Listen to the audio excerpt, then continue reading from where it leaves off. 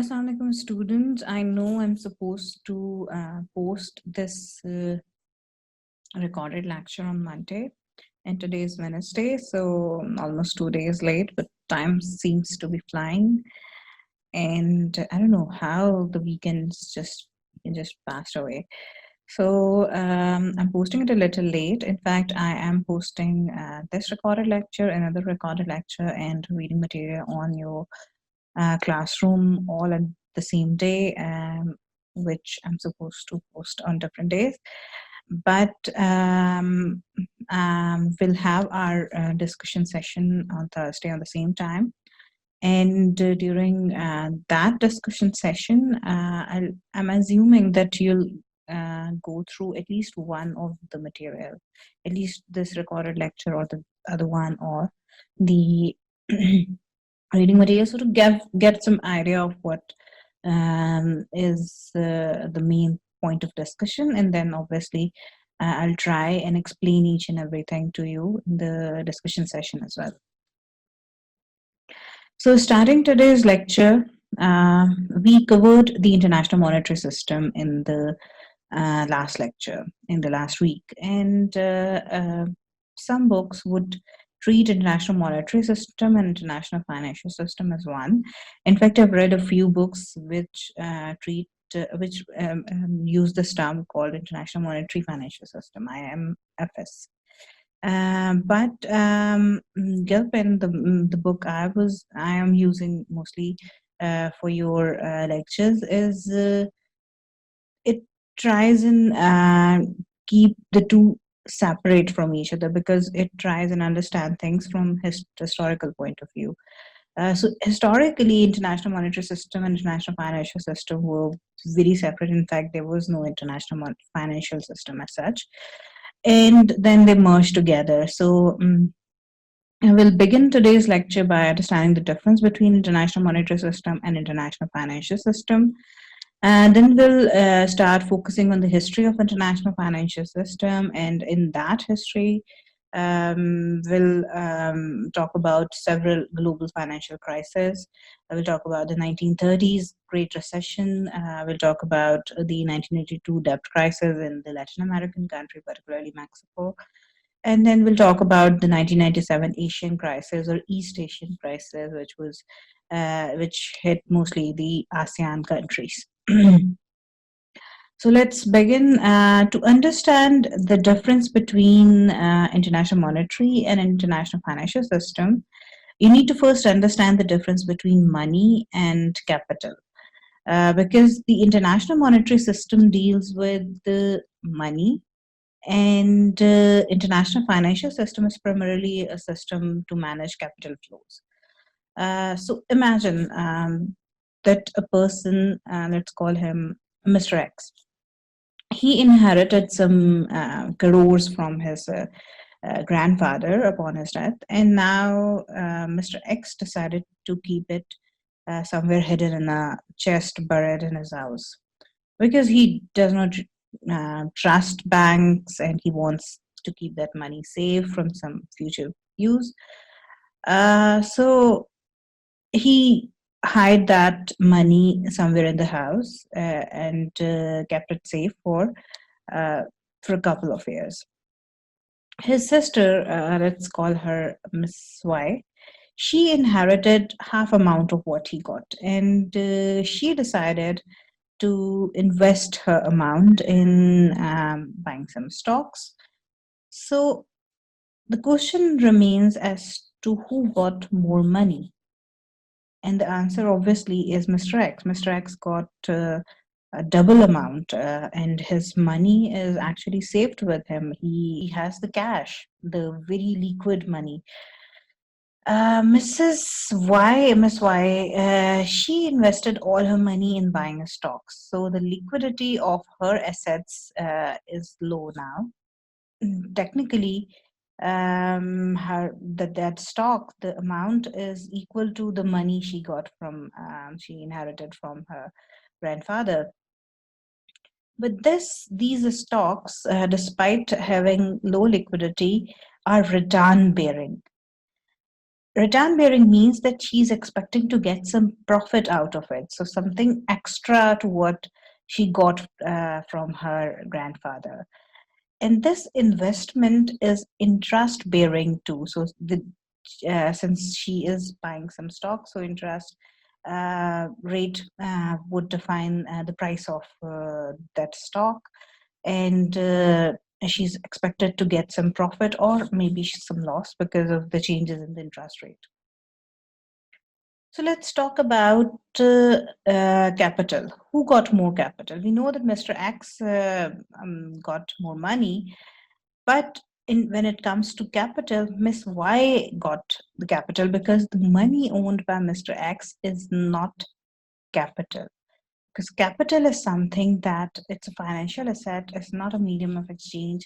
It's something that is return driven. It's something that it gives you, that you invest, that and it gives you some return, some profit or loss, but return. So capital is something that actually defines the financial system. So international monetary system focuses on the flow of money, the exchange rate, the balance of payments. But international financial system focus on capital flow. So global stock market, for instance, or the system that determines the price of bond, these are all part of international financial system. So remember that the two are very, they're very close to each other. They're very interlinked. In fact, the international financial system depends on the effective functioning of international monetary system, because international monetary system ensures the availability of currencies. It manages the payment system, but international financial system extends a little for beyond international monetary system. So it deals with full range of financial assets, including money, but also, money that gets invested in the in business. But it also covers bonds, stocks, market index, interest, and so on. So the institution that engage in the exchange of these assets, not just money, as well as their regulation, governing bodies, they're all part of international financial system, but they're not part of international monetary system. So let's talk about the history of international financial system. Now we know that trade, when we were studying the history of trade, we knew that trade has a strong old history. Even in the ancient time, products used to travel from one region of the world to the others. So you can find Indus stamps in Egypt, Chinese silk in Greece. But the flow of finance is a modern phenomenon.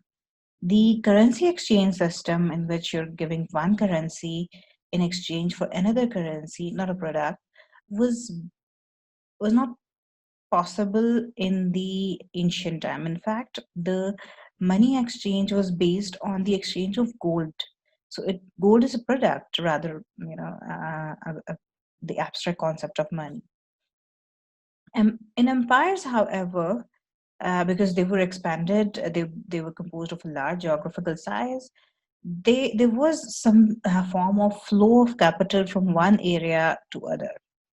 So if you read Gilpin, the chapter 10 of his book, he highlighted that the volume of capital flow was much higher during the colonial period, because Great Britain was investing in economic development of its colonies in America, Asia, Africa. So in South Asia, the rail and road network, factories, the banking system, they were all developed while we were colonized by British Europe. Sorry, British Empire.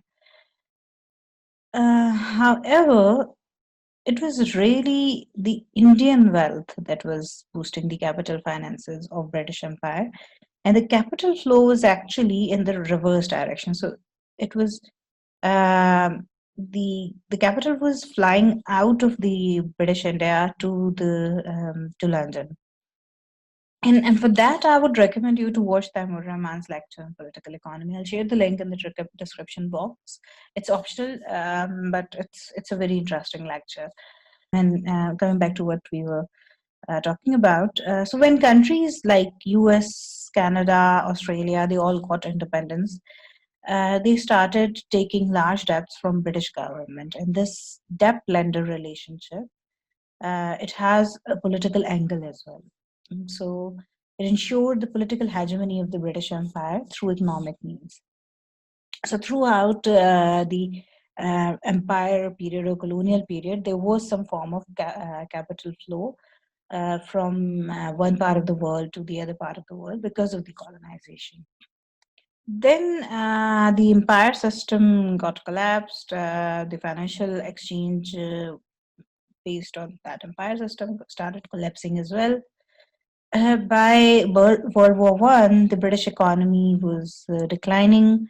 The capital flow coming from colonizer state or going to the colonizer state, it started declining. Independence movements had taken surge there. The expenditure of the World War, it burdened the economy of the Europe. So at that time, US became the main creditor state and it started issuing foreign bonds. But the financial system was not international. So even in the colonial period, it was not international. It was based on one colony and the colony. So it was basically an empire-based financial system. It was not an international system. The empire had control over the capital flowing from one area to other.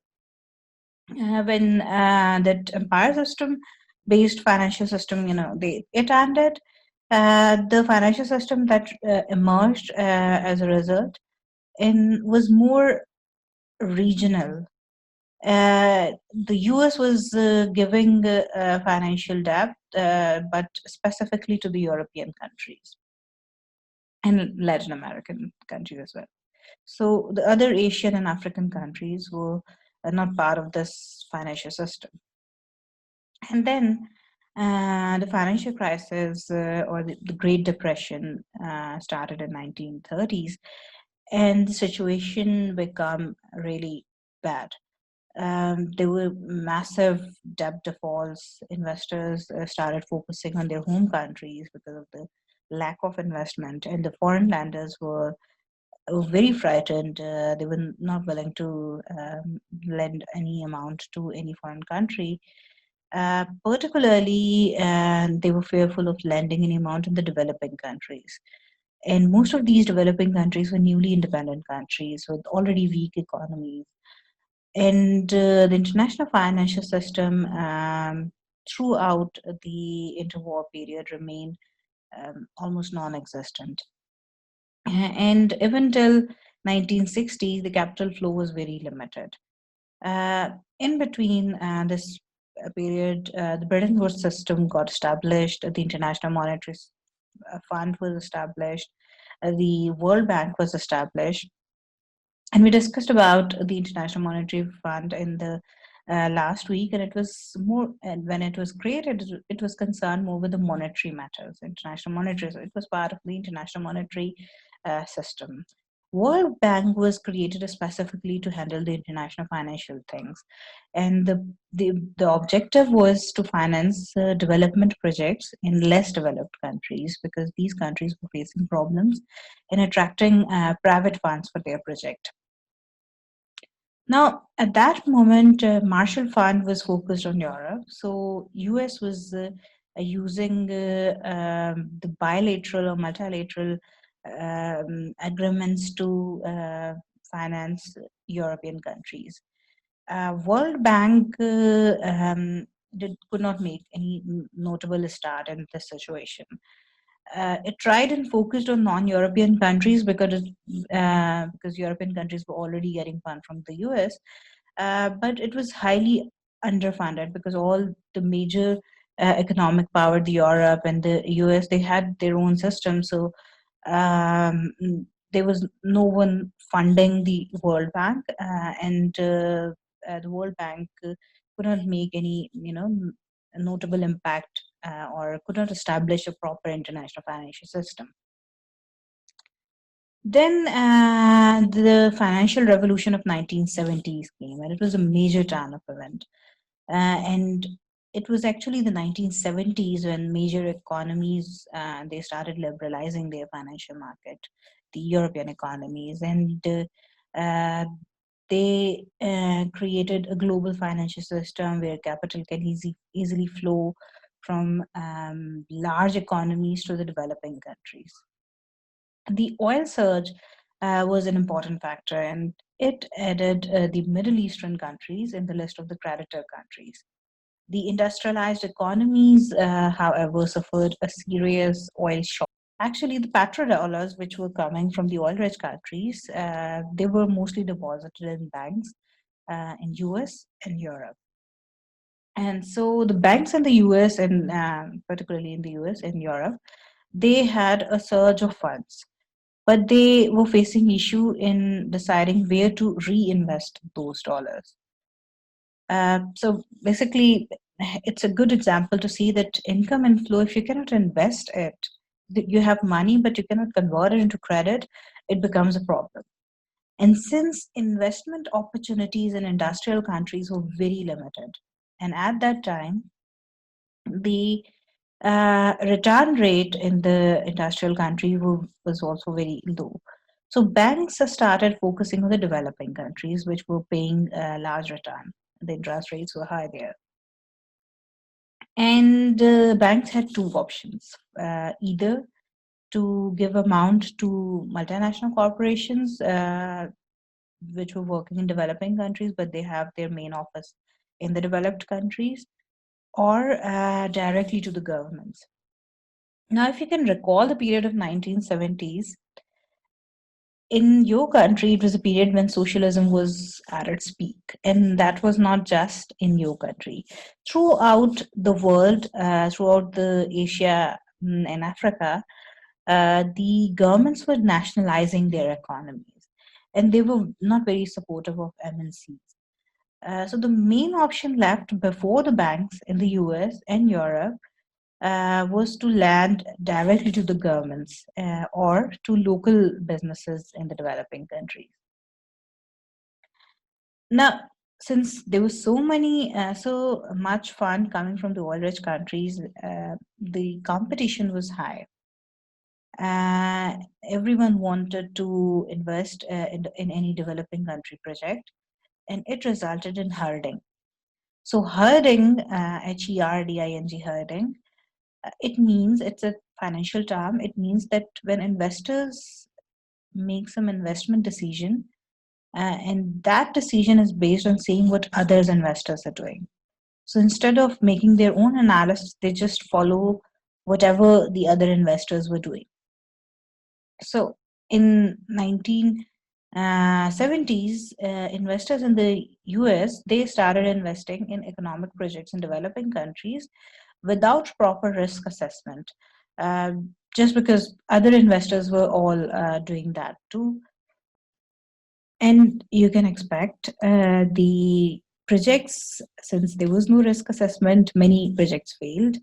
The investment or debt was directly to the countries, to the governments, and governments are powerful. So the governments eventually announced that they cannot repay the large foreign debts, and this eventually led to the debt crisis in 1982. This crisis was mainly in the Latin American countries because most of the investment during 1970s was made to the Latin American countries.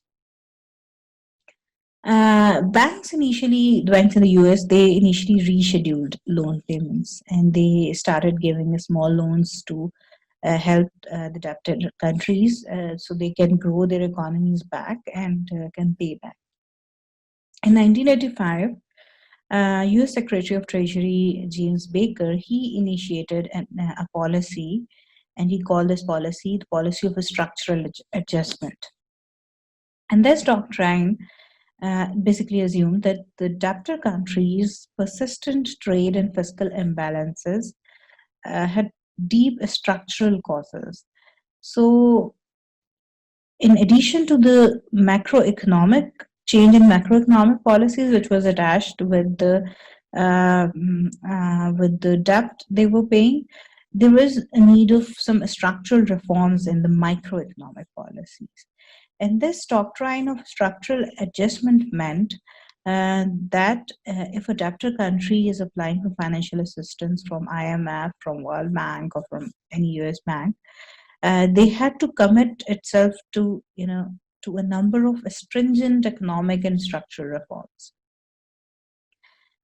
This doctrine of a structural adjustment was based on what we called as the Washington Consensus. And if you remember, when we were studying the history of World Trade Organization, we talked about the Washington Consensus because most of the developing countries are against this. So, developing countries viewed this structural doctrine or a structural adjustment doctrine. It's as a form of some sort of capitalist imperialism where the lending country is actually trying to dictate economic policies to them. And the major impact of that doctrine was that it transformed the role of IMF. IMF was initially set up for managing the exchange rate only, and they can only ask for macroeconomic policy shifts if countries take a loan from it because it was basically a very temporary loan. Now, IMF became an economic development agency and it had considerable influence over the economic affairs of the developing countries. However, time passed, and it was clear that developing countries cannot repay, irrespective of the structural reform, because they were not willing to um, actually do some structural reforms. So finally, U.S. Treasury Secretary Nicholas Brady, he came up with a plan in 1989. And that plan got famous with the name of Brady Plan. So he offered countries a deal according to which the banks would reduce the debt and they would convert the remaining debt as Brady bonds. So the Latin American countries mostly they were able to apply for new loans after converting their remaining loans into bonds. And so this was how the crisis actually ended. Then the economies of the world started opening up because if you remember, by 1989, the USSR was disintegrating. The capital flow in the form of portfolio investment, foreign direct investment, it all started increasing because now the countries were willing to have MNCs and the banks were willing to pay debt and to buy foreign bonds and foreign stocks. So banks were lending large sum of money in the developing countries at that time, and the basic reason was because the interest rate in the US was very low, so they were expecting higher return by investing in the developing countries because in developing countries the interest rates were relatively higher. Governments were trying to attract the multinational corporations. The world economy was opening up, and that actually led to the establishment of a proper international financial system. The Latin America, China, Southeast Asia, they were the main beneficiaries of these shifts, and their macroeconomic policies were very, very strong as compared to ours at that time. And if you remember, we were playing the musical chair between PMLN and PPP at that time in the 1990s. And despite the fact that both governments were trying to open up the economy, this political instability didn't allow us to take good benefit of the global situation. So, since we're studying international political economy, you need to understand the connection between the internal politics and the global economy. So in 1996, another financial crisis happened, and this time it was the Southeast Asia and the East Asia, the ASEAN countries. Uh, Crisis struck first in Thailand. In 1996, there was this expectation that because of the declining exports, the Thai stock prices would decline, and this expectations eventually led to the decline of the stock prices. The real estate prices got down. The exchange rate value of Thai currency, Thai baht, it started declining. So as a result, banks and other local firms who were getting the dollars from the foreign banks, and they had not did any risk management. So they were supposed to save some amount as hedging. We use a term called hedging. They didn't do that in the 1980s and 90s. So they needed to pay back that amount, the amount they had borrowed. So they just started selling back to acquire some foreign currency as hedge, and this led to the further decline in the value of the Thai currency. The Thai government could not do much, and so they allowed baht to follow the depreciation because of the change in the income and the balance of sheet. And by July 1997, the crisis had started in Thailand. And soon the pattern was repeated in all Southeast Asian countries, Indonesia, Malaysia, Philippines, and other East Asian countries as well, including China. IMF, seeing the situation, had started issuing some rescue packages. According to those packages, these countries were allowed to take some loan from IMF, so to came out of their to the crisis situation. But there were several major costs attached with this with these loans. So the living standard in these countries started declining dramatically because of the stringent policies. The imports was reduced, and political instability started. So President Suharto's government was overthrown. In Malaysia, Prime Minister was Mahathir Mohamad, and he held, and many shared his view. He said that this is a deliberate political attempt. So there is some politics behind that, and it's a deliberate attempt by the US to manipulate the ASEAN countries. And he basically blamed some investors, which were American investors. So controversy started, and by 1999, however, the situation started improving, and the ASEAN countries came out of that recession. We call it the East Asian miracle. Several factors contributed to this. First, the the ASEAN countries, they shifted their exchange rate system, and instead of developing fiscal policies to reduce inflation, they focused on avoiding currency appreciation despite strong surges in income inflow. Capital inflow was coming, but they decided to avoid currency appreciation. And how they did that? They target a specific type of capital inflows.